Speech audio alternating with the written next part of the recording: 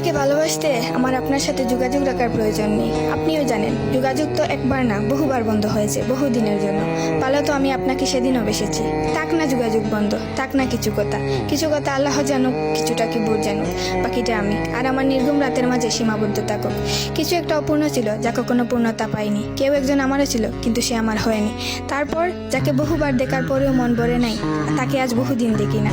তোমাকে আজও পুরোপুরি ভুলে ওঠা হয়নি। তুমি আছো, তুমি রয়ে গেছো।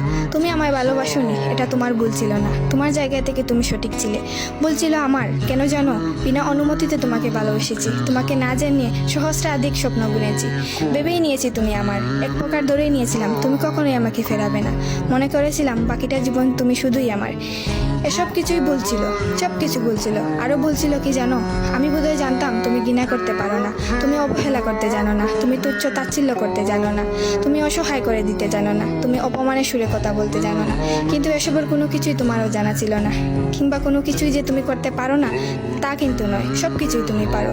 পুরো চিন্তা ভাবনাই ছিল ভুল। যে আমি ভেবেছিলাম তুমি ঠিক তার উল্টো দিকেই ছিলে।